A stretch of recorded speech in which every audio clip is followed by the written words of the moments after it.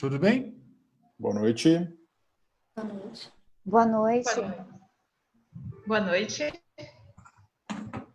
Boa noite, boa noite a todos. Bem, boa noite a todos que vão se juntar e já estão se juntando conosco nesta nova reunião do Body Live. É uma reunião tradicional da nossa sociedade, um sucesso espetacular que vem sendo realizado desde a gestão do Dr. Marquezini e continuou agora com o Dr. Marcos Leão, aonde a gente tem a oportunidade de conversar com muitas pessoas interessadas no tema, pacientes, enfim, né, membros de equipe multidisciplinar, cirurgiões, profissionais da área da saúde, todo mundo envolvido com a questão da cirurgia bariátrica. Nós temos hoje uma reunião muito interessante, o tema dela é como uma boa orientação nutricional pode otimizar a perda de peso, pode otimizar o resultado da cirurgia bariátrica, e para isso nós vamos contar com a presença do Dr. Guilherme Bassols, um cirurgião bariátrico bastante conhecido da nova geração, representando a nova geração, né, Guilherme? Muito obrigado.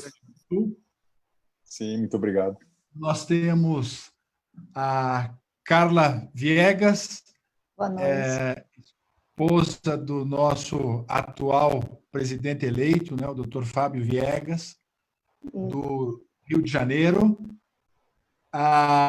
Nós temos a fonoaudióloga Andréa Cavalcante, do Ceará, e nós temos a Fernanda Matos, uma nutri também do Rio de Janeiro. Então, a gente tem aqui um excelente grupo e nós vamos evoluir com a discussão de alguns temas e, à medida que vocês tenham questionamentos, perguntas, sugestões, vão mandando para a gente e a gente vai tentando, na medida do possível, responder. 60 minutos passam muito rápido. Então, eu já tinha combinado com as nossas garotas, né, da reunião de hoje, que para a gente começar a conversa de uma forma bem pontual, elas estão elaborando ali, eu quero a melhor dica, a melhor orientação de cada uma, o que elas acham que é o mais importante para otimizar a perda de peso depois da cirurgia bariátrica. Obviamente, a gente sabe que o resultado a gente não mede só pela perda de peso, mas a perda de peso é algo importante. Enquanto eu vou começar a conversa com o Dr. Guilherme. Guilherme, eu queria te perguntar o seguinte, a gente está falando em otimização de resultado, em melhora de comorbidade, em como o paciente pode ter uma qualidade de vida extremamente melhorada depois da cirurgia, e sempre fica a dúvida, existe uma cirurgia melhor em termos de perder peso? Tem uma cirurgia melhor para cada paciente? Como é que você avalia essa questão com os seus pacientes? Como você escolhe a técnica mais indicada? Então, muito obrigado pelo convite, muito obrigado a Ângela, a Séries da Sociedade, que me contataram, o doutor Almino, as nossas parceiras aí de Body Live hoje. Muito obrigado ao pessoal que está nos assistindo. Talvez essa pergunta sobre as técnicas cirúrgicas seja a top 3 das perguntas no consultório, né? Existe, desde a primeira consulta conosco, uma ansiedade dos pacientes em saberem qual cirurgia eles vão fazer. E eu não acho que é uma ansiedade em vão. Assim, eu entendo que exista muita informação hoje na internet, muitas coisas estão sendo ditas, e existe o time sleeve, o time bypass, né? E muitas vezes os pacientes discutem entre eles que a minha cirurgia é melhor, a minha é pior. E, inclusive, Grêmio Colorado, Grenal. É um Grenal da bariátrica, essa questão do sleeve bypass, e muitas vezes isso chega até aos nossos congressos médicos, né? enfim. Mas assim, eu acredito em duas maneiras diferentes de enxergar essa questão da perda de peso. Uma delas é o que a gente enxerga na nossa prática diária, né? E quando nós conseguimos montar uma boa equipe multidisciplinar, uma boa avaliação, um bom acompanhamento dos pacientes, a gente vê que os resultados se assemelham muito em relação à perda de peso. Obviamente, se a gente for atrás da literatura, alguns trabalhos sugerem que o bypass tem uma perda de peso um pouquinho mais consistente do que o sleeve. E eu acabo ficando mais naquela máxima de que não existe uma cirurgia perfeita, e sim um paciente perfeito para fazer a cirurgia. E por isso eu acredito muito naquela questão de selecionar a técnica de acordo com o perfil de cada caso. Eu vejo que pacientes que têm, por exemplo, uma doença metabólica mais importante, pacientes diabéticos, hipertensos, com síndrome metabólica muito pronunciada, eu acredito que o bypass é uma técnica que vai tratar melhor esse paciente. Por outro lado, pacientes que têm uma obesidade sem um componente metabólico tão importante, e pacientes mais jovens ou muito idosos, eu acabo enxergando no sleeve uma boa opção. E lembrando que, para mim, eu acredito que para ti também, Almino, que me ensinou a fazer muito do que eu faço hoje, os tempos mudaram. Hoje os pacientes chegam muito bem informados sobre a cirurgia. Então, diferente do que eu fazia 10 anos atrás, hoje eu discuto com o meu paciente a escolha da técnica, né? Eu deixo ele dar a opinião dele, até porque eu acredito que isso melhora o resultado quando o paciente se envolve. E quantos pacientes chegam para nós realmente já com uma ideia de técnica na cabeça? Espero que eu tenha podido responder. Bom, nós temos a doutora Carla, que é nutróloga. Carla, você discute técnica com o paciente? Só quando... Não, primeiramente, eu gostaria de agradecer também esse convite, de estar aqui tão grandioso. Olha, o paciente ele vem do cirurgião já acompanha, assim, ele vem do cirurgião para mim, eu faço a primeira consulta clínica com ele, de acordo com o que ele fala, a nível de como é o recordatório alimentar dele, as preferências dele, eu não indico a cirurgia, mas eu já vou elaborando na minha cabeça, no meu laudo, se ele pode ter uma indicação, como o Guilherme falou, se ele é mais metabólico, se ele tem menos comorbidades. Eu já vou alinhando na minha cabeça se ele tem mais indicação para uma técnica restritiva ou para uma técnica do bypass. Então, eu vou formando, mas eu não chego a falar para ele, porque senão ele já vai dali, vamos dizer, sugestionado, né? Então, nós passamos, depois que passa por mim, passa pela nutricionista, passa pela psicóloga, e depois de todos esses laudos, é que a gente discute qual é a melhor técnica para ele. Basicamente é assim. Fernanda, qual a tua opinião? O paciente discute escolha de técnica contigo, você opina nisso com ele, você deixa a decisão para o cirurgião, para o grupo todo? Como vocês tratam esse tema? Geralmente, boa noite a todos, obrigada pelo convite.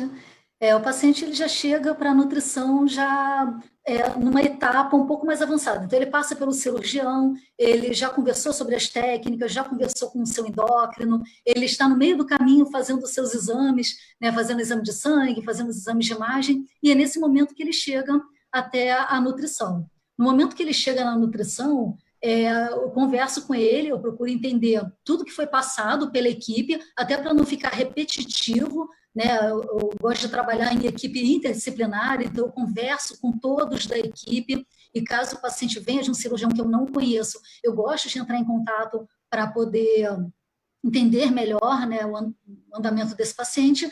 E a mensagem que eu sempre coloco para ele, que é importantíssimo ele seguir essas orientações no pré-operatório, porque independentemente da cirurgia que ele vai fazer, da técnica que ele vai fazer, o comprometimento dele no pré-operatório já é um divisor de águas para o sucesso pós-cirúrgico, independentemente da técnica. Então, eu procuro trabalhar com ele antes, modificando hábitos, e aquilo que não dá para modificar naquele momento, a gente vai ajustando ao longo do tempo, porque é difícil mudar hábitos, né, da noite para o dia. Obrigado. Andréa, em relação à fonoaudiologia, pode haver algum critério de indicação para uma técnica ou outra? Boa noite a todos, né? Agradeço também o convite. E não, para a fonoaudiologia não. Na realidade, o que a gente vai trabalhar é muito mais com o aspecto funcional desse paciente, independente da técnica. Então, essa técnica, ela é realmente discutível com o cirurgião e o que a gente vai fazer é a elaboração mesmo da avaliação e da reorganização das funções que a gente fala do sistema estomatognático do paciente. Então, esse nome, né, é esquisito para muitas das pessoas, na realidade ele comporta 5 funções, né, que é a função de fala, de respiração, de sucção, mastigação e deglutição. Então, essas funções são as quais o fonoaudiólogo vai trabalhar, vai analisar, mas a parte técnica cirúrgica realmente fica com o cirurgião. Aliás, a palavra que você mencionou, estomatognático, né? É um bom destrava-línguas. Né? A gente, quando vai participar de apresentações assim, de congressos, tem que dar estomatognático. Se é capaz de falar estomatognático, se é capaz de falar qualquer coisa. Deixa eu entrar, eu queria entrar no ponto direto. A gente está aqui para ajudar as pessoas e orientar as pessoas. Eu sei que não é fácil. Vamos lá, Guilherme. Do ponto de vista nutricional, de alimentação, qual seria a tua maior dica ou a melhor orientação que você acha que você poderia dar para um paciente para que a cirurgia bariátrica metabólica dele seja um absoluto sucesso? Vou te dar mais um pouquinho de tempo para você pensar e só dizer que essas reuniões do Bari Live costumavam ser presenciais na sociedade. A sociedade tem um estúdio para fazer isso. Evidentemente que agora, nesse período que a gente está passando, ela está sendo feita à distância, mas os profissionais, os especialistas, se reuniam lá na sociedade para passar as suas opiniões, que realmente nós tivemos aí Bari Lives fantásticos, né? Guilherme, e aí? Qual é a tua dica? Como é que a minha cirurgia vai ser um sucesso? Eu acho que talvez eu precise fazer um preâmbulo dessa conversa da questão nutricional na cirurgia bariátrica. Eu acredito que a cirurgia ela é muito mais do que uma cirurgia no estômago do paciente. Eu digo que é uma cirurgia na vida dele. Se o paciente estiver disposto a mudar radicalmente aquilo que ele vem fazendo, eu acredito realmente que ele deva ir por esse caminho. Mas se eu tiver que resumir uma dica, né, que talvez até soe como algo simplório, eu talvez diga para o paciente mastigar e se hidratar. Talvez eu ficaria com algo bem simplório, que eu acho que faz toda a diferença. Eu vejo pacientes que acabam recidivando peso, eles se hidratam mal e mastigam pouco. Então, talvez eu ficaria com essa dica para simplificar a resposta, né? Eu vou bem por aí, eu concordo em cheio com você, daqui a pouquinho nós vamos esmiuçar isso um pouquinho melhor. Doutora Carla, de novo. E aí? E a sua dica, Carla? O que, do ponto de vista da nutrologia, garante o sucesso de uma cirurgia bariátrica? Bem, eu creio que o comprometimento do paciente é fundamental, tanto no pré-operatório, no pós-operatório, que ele tem que mudar tudo aquilo que ele viveu até aquele momento e se comprometer com a equipe. A equipe multidisciplinar, ela está ali para abraçar o paciente, para acompanhar ele para o resto da vida, tanto a nível nutricional, psicológico, porque também ele opera o estômago, mas a cabeça dele tem que mudar. Então, eu sempre friso aquele paciente que está afastado para ele retornar. Ele retorna, às vezes, meio até um pouco sem graça. Eu falo, não, você está voltando para o trilho, vamos lá, vamos de novo para a psicóloga, vamos de novo para a nutrição, vamos acompanhar esse paciente, a gente abraça esse paciente, para que ele se sinta confortável e também siga todas as nossas orientações. A gente está ali para isso, ninguém está ali para julgar, e nós acompanhamos. Eu sempre falo, vamos acompanhar, volte aqui, não deixe a equipe, e eu sempre passo, eu acho fundamental o acompanhamento da massa corpórea dele, se ele está ganhando proteína, se ele está perdendo proteína. Então, eu deixo ele bem à vontade e dou essas instruções, tanto a nível nutricional quanto a nível psicólogo, para ele voltar para a equipe. Basicamente é isso, é o acompanhamento da equipe multidisciplinar, para ele nunca abandonar.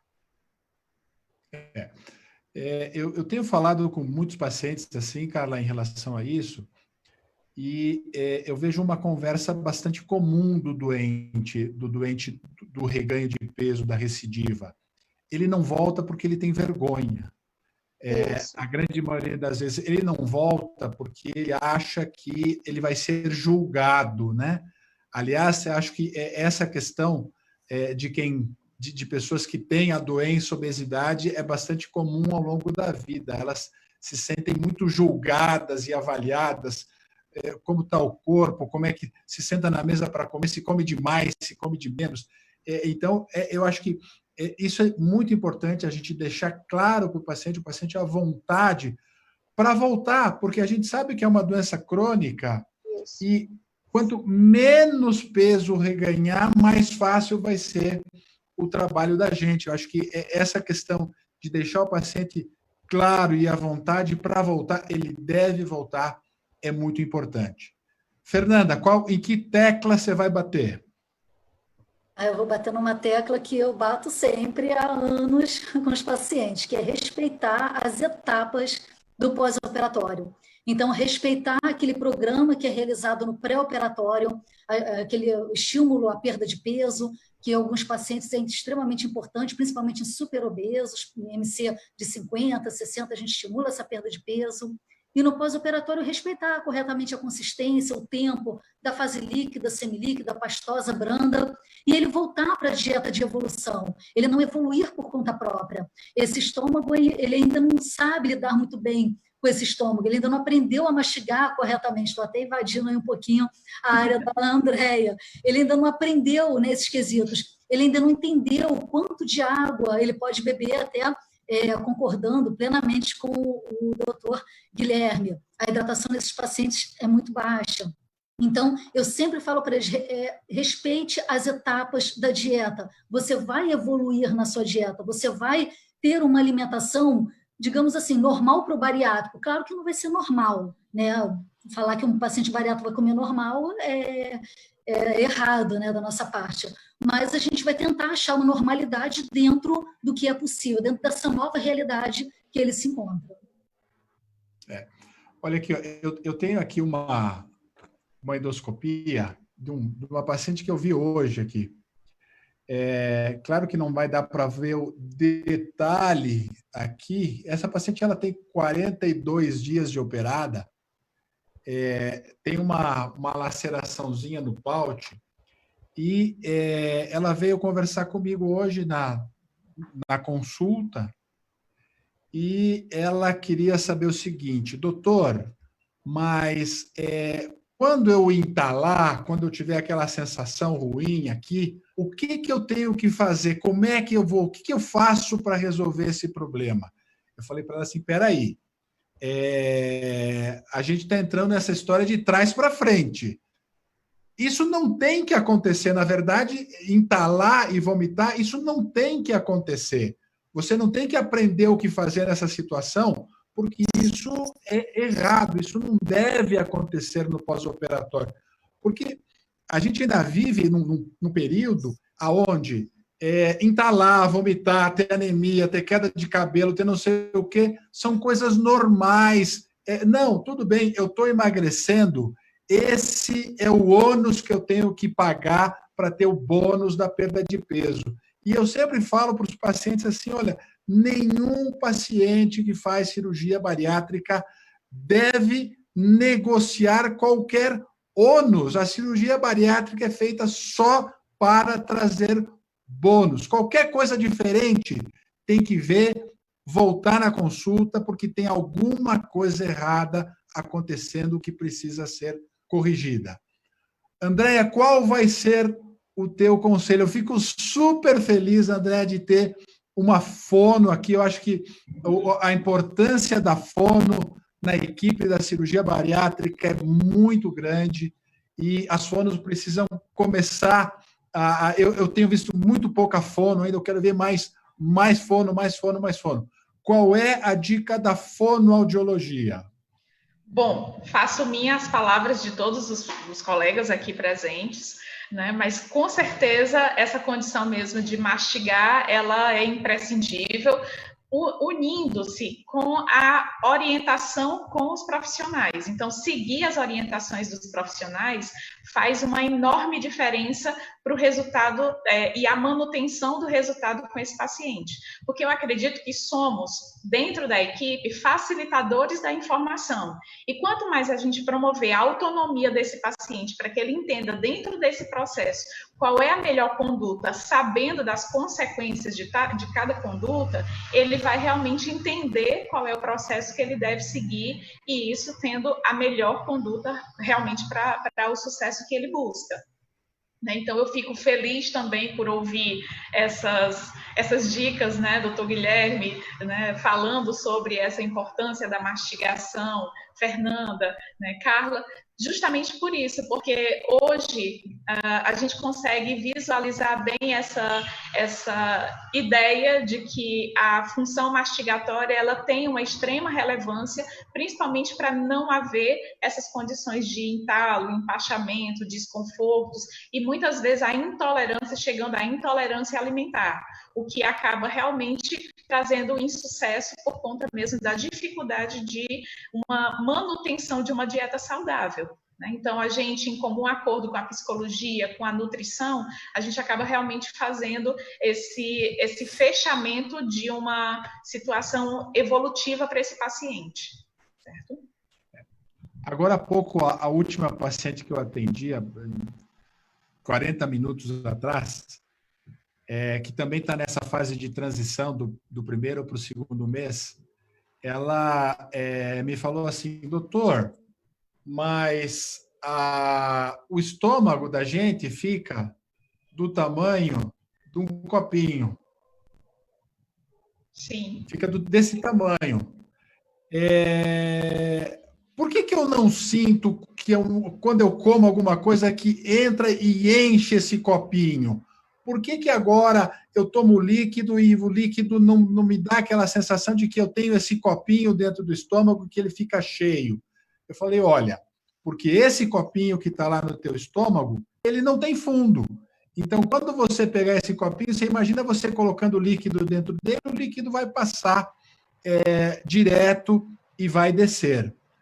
Um dos temas que a gente tem para essa reunião é o famoso efeito platô.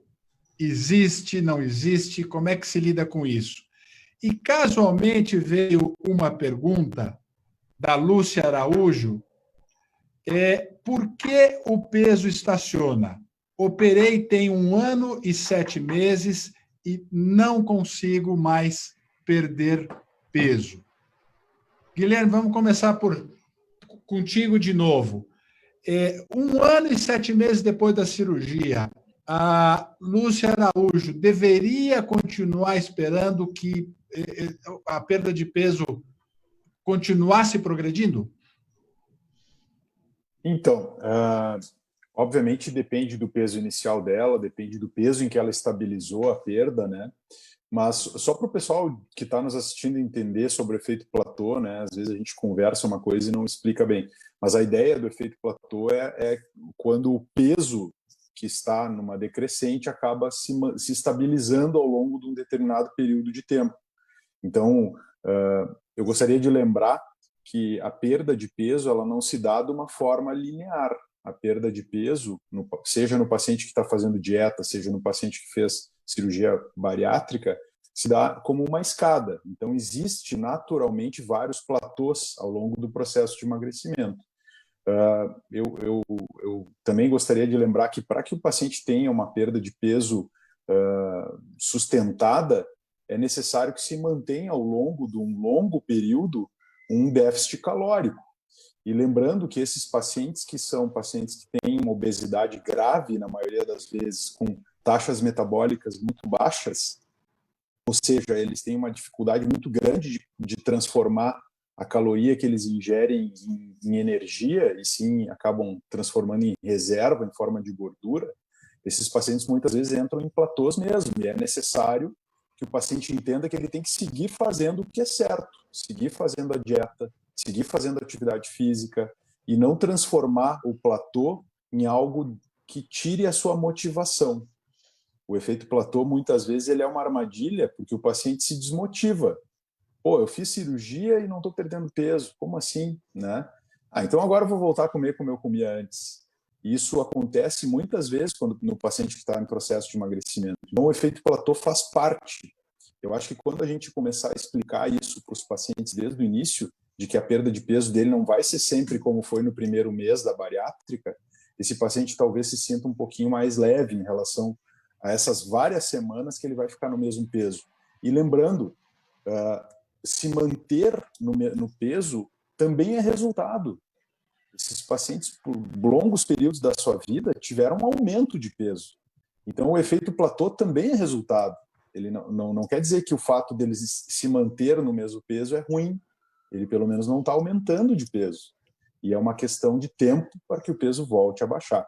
Em relação a essa paciente que fez cirurgia há 1 ano e 7 meses, eu acredito que ela ainda possa usar a sua cirurgia para perder mais peso. Talvez ela precise se reaproximar da sua equipe para entender o que está acontecendo. Deve ter algo mal explicado aí nessa história. Eu realmente acredito que a cirurgia bariátrica ela mantém a sua ação por um bom tempo. Acredito que em 1 ano e 7 meses ela ainda poderia estar tendo algum resultado, desde que com a ajuda da sua nutricionista, da sua nutróloga e da sua equipe, né? Muito bem. Carla, existe o efeito platô? Como lidar com isso? Isso é uma pergunta muito recorrente no consultório, né? O paciente, às vezes, já chega com os 40 dias, doutor, eu estou no platô. Como assim está no platô? 40 dias, primeira consulta comigo? Não, porque eu passei 3 dias sem perder nada. Aí eu falo, peraí, gente, platô não é isso. Aí eu sempre tento explicar para o paciente que o platô realmente ele pode acontecer, desde o início, como o Guilherme falou, eu vou, orientando. O platô que a gente tem que considerar é quando você passa muito tempo, pelo menos no mínimo 3 meses, sem perder nada, tendo uma orientação nutricional, uma visita sempre com a sua nutróloga, com o seu clínico, com acompanhamento e não está perdendo peso, mas isso é uma escada. Você perde, o metabolismo vai se ajeitando, depois cai mais um pouquinho, entra no platô, isso vai sempre nessa curva, numa escada.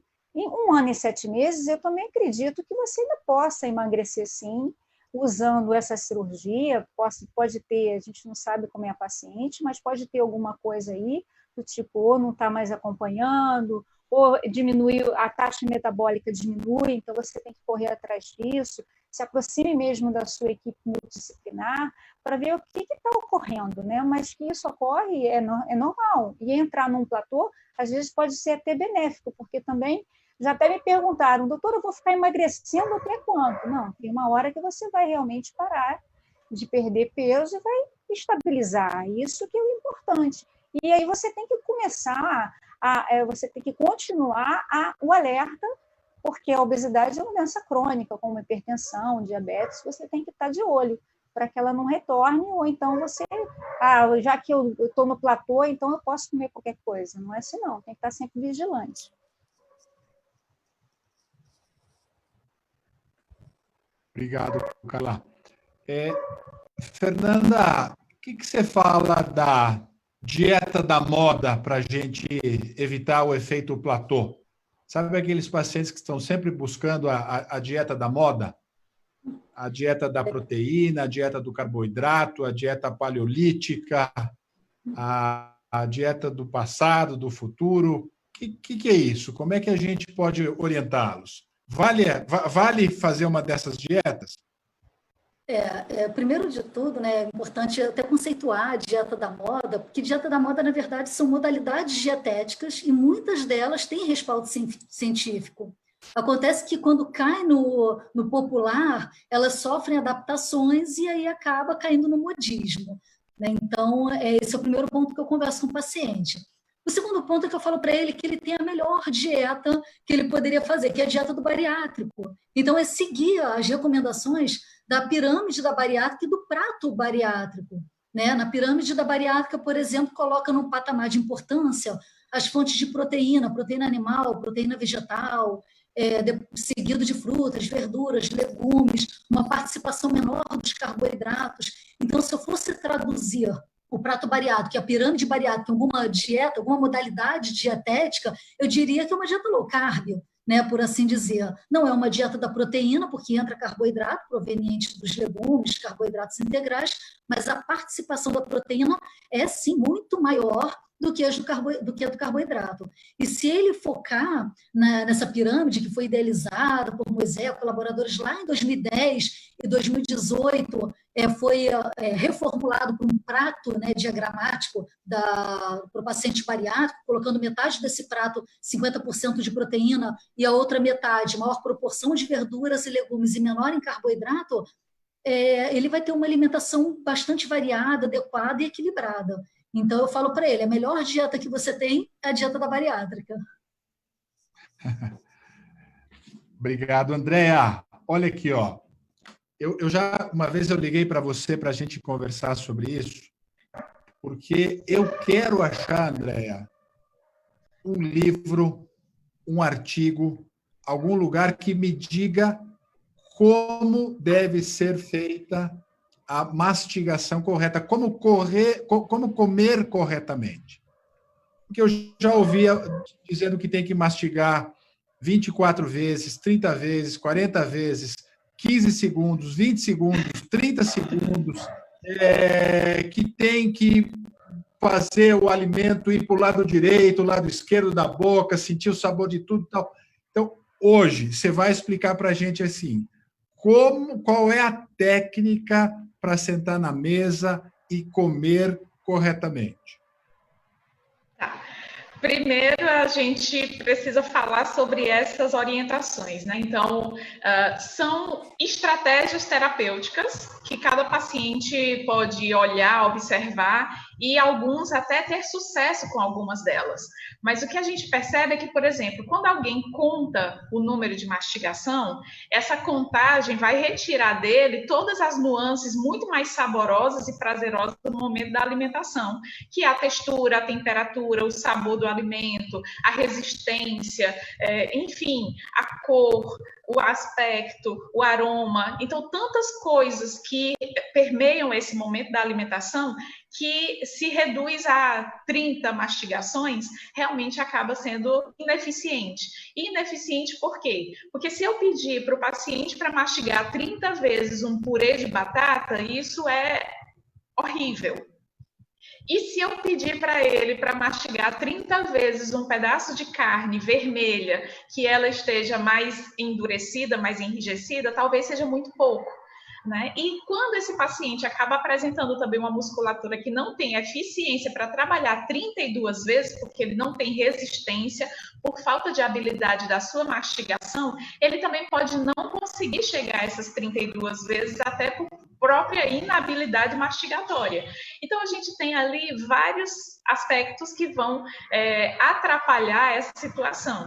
E aí, o que a gente sempre indica para o paciente é procure um fonoaudiólogo que tenha conhecimento no trabalho com o paciente em cirurgia bariátrica ou que tenha o trabalho com equipe ou pelo menos o conhecimento com obesidade e obesidade mórbida para se fazer uma avaliação, para entender como que está aquele sistema, né, com aquele nome bem difícil, né, o sistema estomatognático, mas assim, uma avaliação de todo esse parâmetro muscular para que a gente possa entender como que acontece essa função muscular desse paciente.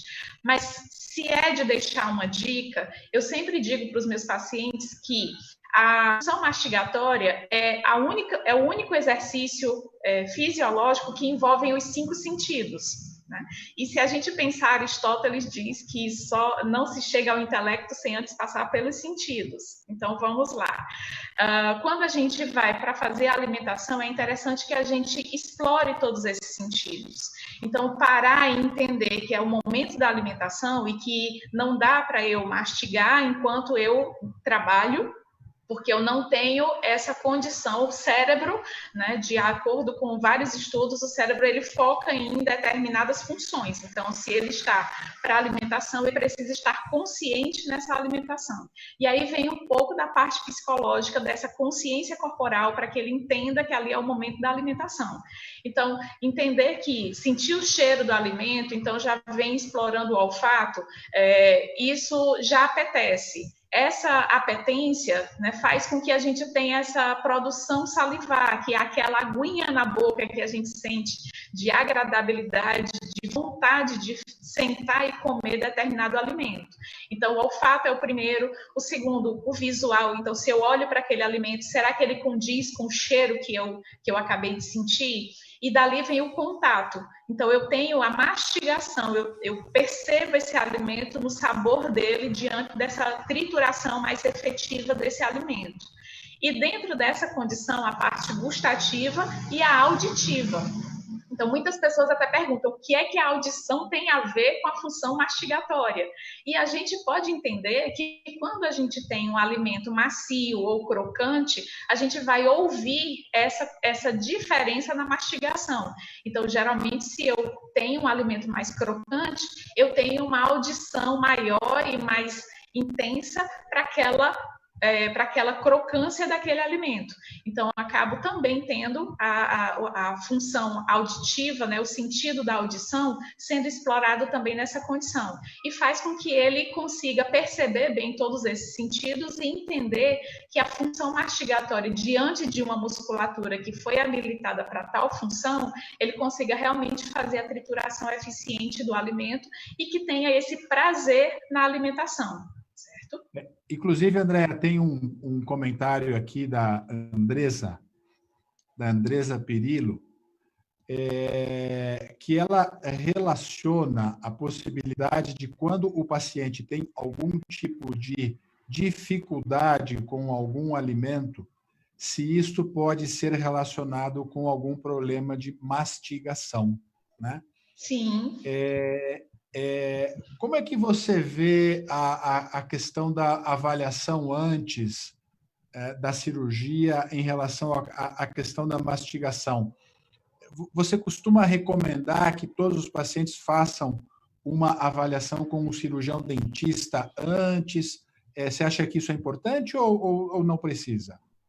Sim, a avaliação com o cirurgião dentista também é interessante, porque a gente faz um trabalho conjunto. Eu preciso ter uma saúde bucal ideal, quer dizer, o odontólogo ele vai fazer a questão da estrutura para que a função ocorra. Então, fazendo uma analogia, é como se fosse o fisioterapeuta com o ortopedista traumatologista.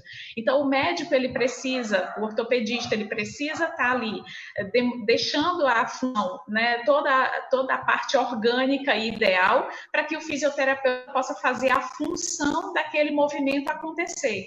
Então, o dentista ele vai deixar a estrutura óssea dentária ideal para que a função mastigatória possa se desenvolver de uma forma muito mais evolutiva. Então, o dentista junto na equipe, né, faz realmente uma enorme diferença. E, principalmente, o que acontece é que as perdas dentárias, elas são mais precoces e as que costumeiramente as pessoas não cuidam, são aquelas lá dos dentes posteriores, porque ele não aparece no sorriso. Então, se não aparece no sorriso, eu não preciso ter tanta emergência em cuidado com esses dentes. E se a gente entende, esses dentes são os que mais trituram e são os maiores responsáveis pelo maior tempo de trituração e moenda do alimento, né? A trituração em partículas menores. Então, se eu perco esses dentes, eu posso não apresentar no sorriso, mas eu tenho uma função que não está sendo correspondida da maneira mais adequada. E o dentista vai perceber isso e vai trabalhar com essa reestruturação da função, da estrutura. Aliás, falando sobre dente, uma das coisas que a gente, dos absurdos que a gente vê às vezes, e isso inclusive foi tema de uma publicação numa revista de grande circulação aqui no Brasil, onde eles apresentaram um grupo de pacientes e os pacientes submetidos à cirurgia bariátrica tinham uma perda dentária maior do que o outro grupo. Então, a conclusão era de que a cirurgia bariátrica poderia levar à perda dentária, e a gente sabe que não tem nada a ver, são coisas totalmente diferentes, né? Sim.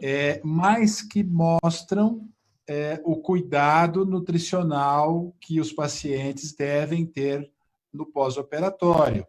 A queda de cabelo é a mesma coisa. A queda de cabelo, ela reflete um problema nutricional que não deveria estar acontecendo.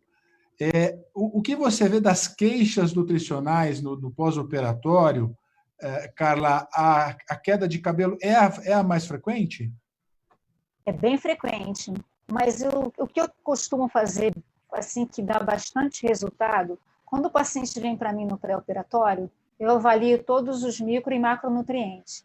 Então, quando eu já vejo que tem uma anemia... Vamos deixar claro, Carla, para quem está assistindo a gente, o que é micro e macronutrientes? Sim. Os micronutrientes são os eletrólitos, o ferro, são, como é que eu posso? O sódio, potássio, todas as coisas que você absorve dos alimentos ou que você faz suplementação. Os macronutrientes é a proteína, os lipídios e os carboidratos. Então, eu avalio quando o paciente vem para mim, se ele tem uma deficiência de ferro, se ele tem uma vitamina B12 baixa, ou então no limite, ou então se ele tem uma vitamina D baixa, zinco, são nutrientes importantíssimos para a queda de cabelo.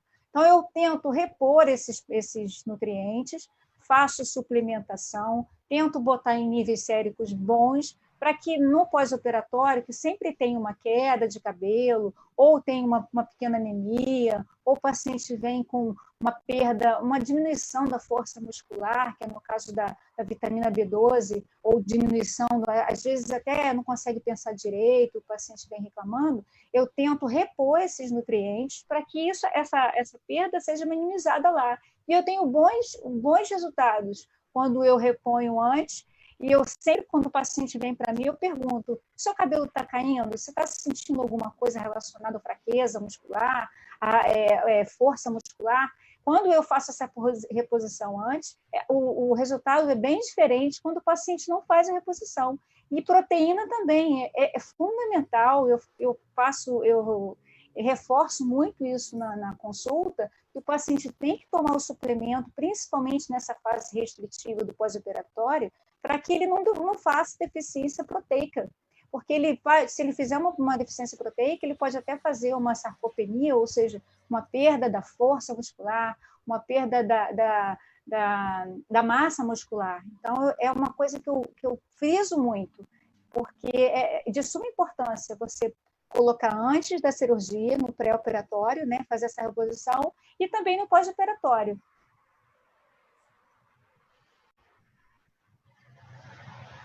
Perfeito. Guilherme, a gente tem uma dúvida aqui da Gisele Souza, que ela quer saber se existe uma técnica que seja melhor para quem tem hipertensão. Existe uma técnica de cirurgia bariátrica que tem um resultado melhor no tratamento da hipertensão? Então, Gisele, como eu havia comentado antes, né, pacientes com mais comemorativos metabólicos, eles apresentam uma melhor resposta pós-operatória com a cirurgia de bypass. Porém, a gente sabe a correlação íntima que existe entre a hipertensão e a obesidade. E naturalmente, o paciente que é submetido a uma gastrectomia vertical ou um sleeve e que apresenta um bom resultado na perda de peso, ele pode perfeitamente, e é isso que a gente vê na prática, apresentar uma melhora da sua hipertensão. Então, eu não costumo direcionar a técnica por causa da hipertensão. Eu uso outros critérios. Se esse paciente hipertenso ele é diabético ou tem um pré-diabetes, se daqui a pouco ele tem uma doença do refluxo, que foi algo que eu não citei antes, então a gente acaba optando por fugir da sleeve e optar pelo bypass. Se esse paciente hipertenso só tem hipertensão e daqui a pouco alguma outra comorbidade não metabólica, não vejo problema em fazer a gastrectomia vertical, acredito que ele vai ter um bom resultado também. O trabalho mais famoso que a gente tem, que foi publicado por um cirurgião brasileiro, mostra o resultado na melhora da hipertensão exclusivamente em pacientes submetidos ao bypass, mas existem outros que foram provando a melhora também nos pacientes que fizeram a gastrectomia vertical. Muito bem. Agora, deixa eu discutir uma coisa contigo, Fernanda. Eu tenho aqui um comentário do Flávio Pata, e ele faz um comentário na linha de que o vegetarianismo e o veganismo são cada vez mais frequentes na nossa sociedade. E se pode indicar uma cirurgia bariátrica para pacientes que sejam veganos ou vegetarianos? E qual é o cuidado especial, se existe uma técnica melhor, se é o bypass ou o sleeve, e como lidar com a situação com essa situação, então, na cirurgia bariátrica? Muito curioso, essas perguntas sobre vegetarianismo e veganismo sempre caem para mim, né? E eu cada vez mais tenho adeptos do vegetarianismo, do veganismo. Inclusive, eu escrevi até um capítulo no último livro da cirurgia bariátrica e metabólica, com a chancela até da Sociedade, sobre vegetarianismo, bariátricos veganos. E não tem a diferenciação da técnica, então, independentemente da técnica, esse paciente ele tem que ter um olhar já mais cuidadoso, por conta dele ser vegetariano, não consumir produtos animais, muitas vezes, o vegano, por exemplo, não consome nada de proteína animal, e aí a gente precisa ficar de olho naquelas vitaminas mais presentes na proteína, que tem na proteína animal, como B12, um ferro mais biodisponível, um cálcio mais biodisponível, condições essas que já vão ser prejudicadas pós-cirurgia bariátrica, porque uma vez que você retira grande curvatura do estômago, você acaba tendo um prejuízo na absorção e na biodisponibilidade dessas vitaminas. Então, acaba que a gente trabalha muito parecido ao ficar de olho nessas vitaminas específicas no pós-operatório, seja o paciente vegetariano, vegano ou não.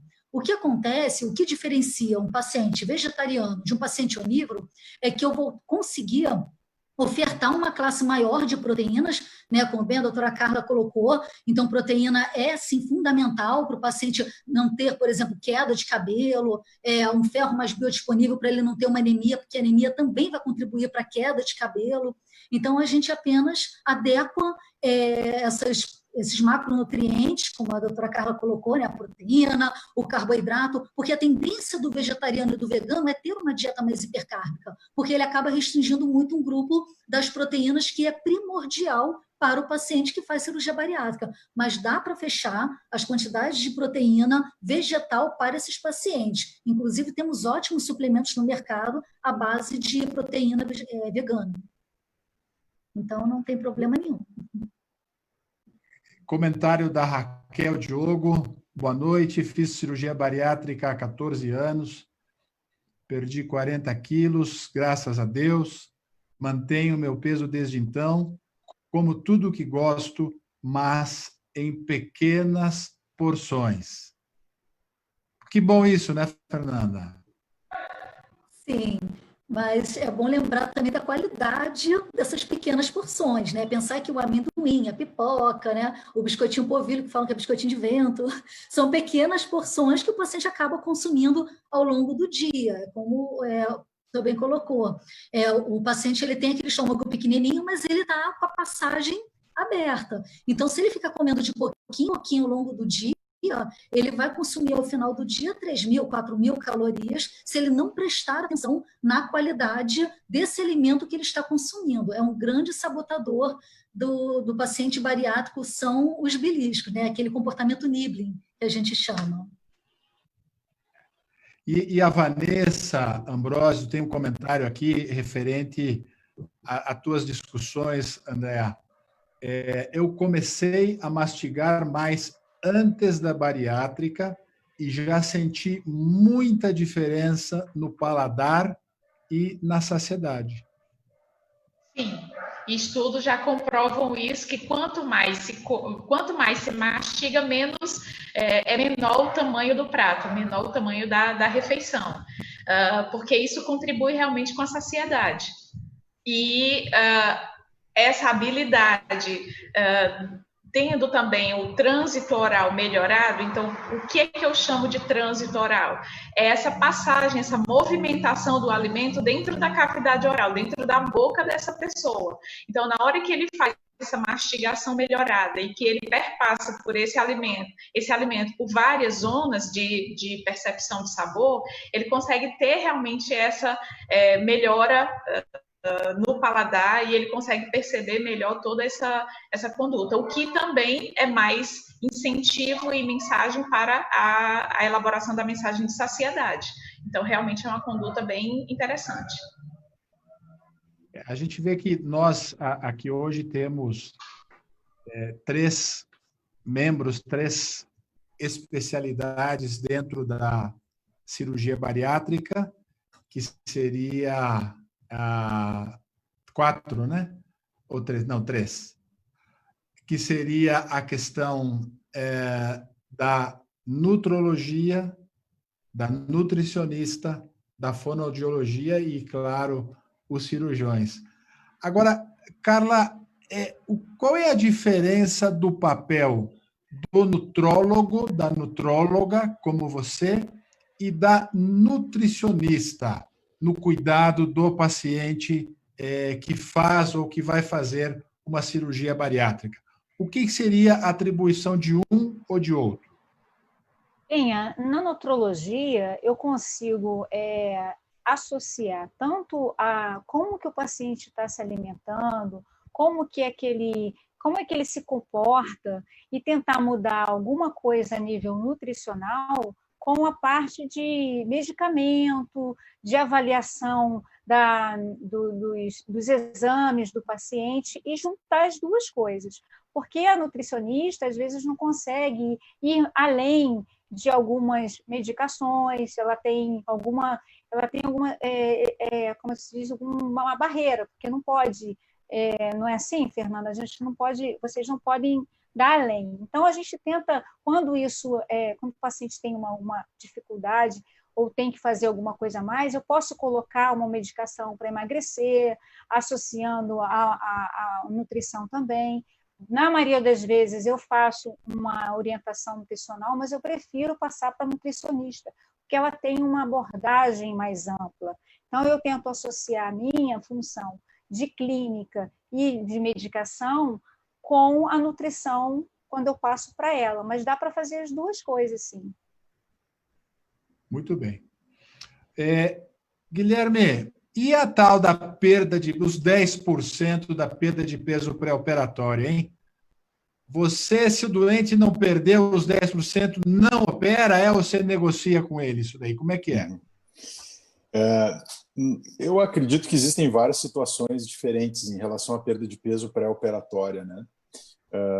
E sempre que eu identifico que o paciente é um paciente de maior risco cirúrgico, por exemplo, um paciente superobeso, um paciente com a circunferência abdominal muito grande, homens, né, ou que tem um grau de esteatose mais severo, eu geralmente peço para perder peso. Eu acredito que a perda de peso pré-operatória nesse grupo de pacientes de maior risco permite que nós façamos uma cirurgia mais segura para eles. Porque lembrando, né, o estômago ele está embaixo do fígado e em cima do pâncreas. Então, se a gente tem um grau de obesidade visceral muito pronunciado, existe uma maior dificuldade do cirurgião de chegar no estômago do paciente e fazer a cirurgia com segurança.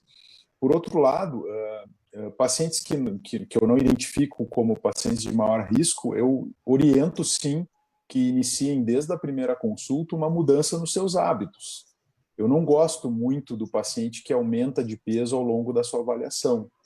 Eu acredito que a decisão pela cirurgia bariátrica ela não precisa ser deixada para o primeiro dia do pós-operatório. Eu acredito que essa decisão pela mudança ela pode começar na primeira consulta com o cirurgião. Então, eu digo para todos os pacientes que eu não gostaria que houvesse um ganho de peso, um aumento de peso ao longo do seu processo de avaliação. Acho que isso é um ponto contra a sua cirurgia, porque demonstra que ele não entendeu o que a gente faz e qual é o nosso principal objetivo. Então, acho que a perda de peso pré-operatória, 10% de peso, eu acabo reservando para pacientes de maior risco e que eu identifico desde já na primeira consulta por esses critérios que eu te falei anteriormente. Ok. Nós estamos já nos aproximando dos minutos finais dessa discussão e eu queria lançar um tema e agradecer. Foi uma sugestão do Dr. Fábio Viegas, que está aqui com a gente, que é a recidiva de peso. Então, eu queria dar 1 minuto para cada um de vocês para falar sobre como abordar a recidiva de peso, o que vocês acham que seriam as coisas mais importantes dentro da experiência que vocês têm. Vamos começar contigo, Andréa. O que a fonoaudiologia recomenda, como avaliar o paciente na questão da recidiva de peso? Como a fono pode contribuir? A fonoaudiologia contribui justamente nessa função mastigatória, porque se a gente entender que existe essa dificuldade para os alimentos mais saudáveis, para uma função mastigatória eficiente para alimentos mais saudáveis, eles exigem uma mastigação melhor. Então, se a gente pensar agora em alimentos mais saudáveis, eles geralmente são mais secos, mais duros, mais fibrosos, e isso exige uma melhor mastigação. E os alimentos que a gente chama obesogênicos, eles acabam tendo uma consistência mais friável, são mais molhados, mais macios. Então, observar essa conduta do paciente em realmente conseguir fazer uma mastigação, ela vai ser primordial para que ele possa realmente fazer uso da dieta, né, prescrita pela nutrição e que ele possa entender que existe prazer nesse momento da alimentação para que ele tenha a saciedade elaborada de uma forma mais eficiente. Carla, recidiva de peso, como você olha para isso? Bem, nós temos que entender, e o paciente tem que estar bem orientado perante a isso, que a obesidade é uma doença crônica. Ela não é uma doença que tem cura, mas ela tem controle. Então, ele tem que voltar na sua equipe, se ele teve uma recidiva de peso, procurar o seu cirurgião. O cirurgião, ele começa investigando se anatomicamente, se aquela cirurgia está funcionando, se ele passa alguns exames, faz uma cintilografia, uma seriografia, e a partir daí, ele vai ver se a cirurgia estiver funcionando, ele distribui para a equipe multidisciplinar. Vamos ver por que está acontecendo isso. Porque a cirurgia ela é a curto prazo, a médio e a longo prazo, um tratamento muito eficiente. E a gente tem visto que a nossa recidiva, na nossa experiência, ela é pequena quando o paciente tem esse controle, tem esse retorno. Então, quando ele passa, vamos dizer, o paciente está bem, não teve nenhum problema na cirurgia, ele passa para a equipe multidisciplinar, eu avalio o paciente metabolicamente, ver como estão as vitaminas, ver como é que foi o ganho de peso dele, acompanho muito com a bioimpedância. A bioimpedância é um padrão ouro de acompanhamento no consultório, vejo se ele está perdendo massa magra, quanto de gordura ele está fazendo, quanto que ele está perdendo, às vezes nem perde muito, ganha massa muscular. Então, tem uma série de coisas que nós avaliamos e colocamos de novo o paciente dentro da equipe multidisciplinar, que é essencial, eu sempre friso nisso. Aí daí eu passo para psicólogo, porque né, às vezes o paciente tem algum transtorno, mudou a compulsão, ou está com alguma depressão, posso associar ou não uma medicação, e também oriento, ou faço uma orientação nutricional, ou passo para nutricionista. E a gente trabalha em conjunto para essa recidiva, que é fundamental para o paciente. Fernanda, recidiva. Eu trabalho também com paciente, muito no quesito do automonitoramento. Então, são diversos fatores que podem levar à recidiva de peso, mas do ponto de vista nutricional, eu gosto muito de utilizar duas ferramentas bem interessantes. Um diário, um registro alimentar para a gente conseguir pegar onde ele está relaxando mais, né, na sua dieta, e também o monitoramento do peso. Então, eu peço por um período para ele fazer uma pesagem semanal, às vezes até, por exemplo, segunda e na sexta, para a gente perceber se essa variação de peso se dá mais dia de semana, ou final de semana, enfim, como a doutora Carla colocou, né, na nutrição a gente abre um outro leque de possibilidades para trabalhar com pacientes nesses quesitos, com leitura de rótulos, com oficinas gastronômicas, a gente trabalha no comportamento desse paciente com educação nutricional, então vai muito além de uma prescrição dietética, e aí a gente utiliza essas ferramentas para poder ajudar o paciente a voltar de novo, né, como bem colocaram aqui, para o trilho. Fala da mastigação, da hidratação, do exercício, como sempre, trabalhando em conjunto. Guilherme, como é que você trata a recidiva? Eu, pessoalmente, eu acho que não importa qual seja a categoria da cirurgia que o paciente tem, abordar a recidiva, o tratamento da recidiva, principalmente se a gente decidir por reoperação, é algo bastante complexo e delicado que a gente tem que tratar com muito cuidado. E eu acho que todos esses pacientes teriam que passar pelo menos 3, 4, até 6 meses num acompanhamento multidisciplinar estrito para a gente entender melhor o que aconteceu e buscar a solução. Qual é a proposta que você faz para os pacientes com recidiva, Guilherme?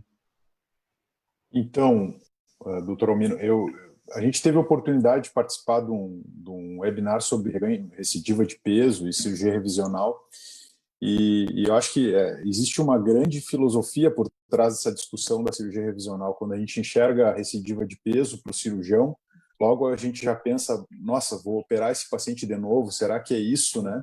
Será que isso vai fazer diferença nesse processo? E aí surgiu aquela pergunta, que fosse tu mesmo que criou, que se a cirurgia revisional é uma necessidade ou uma possibilidade. Então, eu acho que é interessante essa reflexão, porque daí sai uma coisa muito interessante. Todo paciente que procura o cirurgião por ter recidivado o seu peso após a cirurgia, de início, todos eles têm a possibilidade de fazerem uma cirurgia revisional. Mas a necessidade dessa cirurgia só vai se confirmar após ele ser bem avaliado, tanto do ponto de vista da anatomia da sua cirurgia, quanto do ponto de vista de equipe. Eu, na minha equipe, pacientes que eu recebo com recidiva de peso, eu não cogito cirurgia antes de 6 meses de acompanhamento com a equipe. Afora, obviamente, pacientes que tenham algum problema anatômico na sua cirurgia, como uma fístula gastrogástrica, ou alguma outra dilatação muito evidente. Então, acho que é muito interessante essa filosofia da cirurgia revisional, porque ela nos traz justamente isso. Será que nós vamos ter que operar esses nossos pacientes que nós operamos hoje novamente em algum momento no futuro? Essa é uma dúvida que a gente tem, né? Mas, como a doutora Carla falou, eu acho que os pacientes que têm uma boa adesão ao tratamento acabam tendo bons resultados, mesmo a longo prazo. E é isso que a gente tem visto na nossa experiência. Bem, eu acho que nós cumprimos nossa missão, terminamos esse Bari Live e tivemos aí um pouco mais de 160 pessoas ao vivo com a gente durante todo o tempo. Vamos agradecer ao nosso presidente da sociedade, o doutor Marcos Leão, ao presidente que assume pouco e estava aqui com a gente, cumprindo a sua missão, para depois criticar a participação da sua esposa aqui, né, Carla? Chegando em casa, ele vai... não, vocês estão em casa já, né? Ninguém vai chegar em casa. O doutor Fábio Vegas, a Séries, que organiza tudo isso, o pessoal da técnica da nossa sociedade, e principalmente aqui os nossos apresentadores de hoje, a Andréia Fono, lá do Ceará, o Guilherme cirurgião bariátrico do Rio Grande do Sul, a Fernanda, nutricionista do Rio, a Carla, nutróloga do Rio de Janeiro também, e, obviamente, a todos que confiaram o tempo deles, né, o precioso tempo deles, dedicaram a nos escutar. Muito obrigado a todos, espero que todos tenham uma excelente noite. Estamos na quinta-feira, né? Quase sextando já, e uma excelente sexta e final de semana para todos. Muito obrigado, pessoal. Até a nossa próxima oportunidade. Muito obrigado. Boa noite. Tchau, tchau. Boa noite. Obrigada. Tchau. Disposição, acho que eu dizia assim, com diabetes da forma que eu estava, eu acho que morri um pouquinho mais a cada dia. E eu já não tinha mais o funcionamento perfeito de um rim, já estava perdendo uma vista, e de repente hoje eu já tenho meus rins funcionando perfeitamente, a vista também. Não, eu não andava 100 metros sem ter que parar umas 3 vezes me segurando. A impressão que eu tinha é que eu tinha um sapato de ferro, eu andava de escafandro. Hoje eu vou bacana aí, posso andar uns 1.000, 2.000 quilômetros que não me canso mais. Eu era diabética há uns 16 anos. Aquele que, assim, meu marido criticava muito, você não sai do Facebook. E no Facebook eu achei a chamada. Eu usava 84 unidades de insulina por dia. Embora muitas pessoas achem que eu fiz para emagrecer, eu fiz justamente para me livrar do diabetes. A minha vida melhorou muito, eu digo assim, 1000% em termos de qualidade de vida. Mais disposição, mais alegria de viver, porque eu amo viver. Eu acho que a vida é um dom que a gente não pode, sei lá, só ele vai levar. Então eu falo, se tivesse que fazer 1000 vezes, eu faria novamente.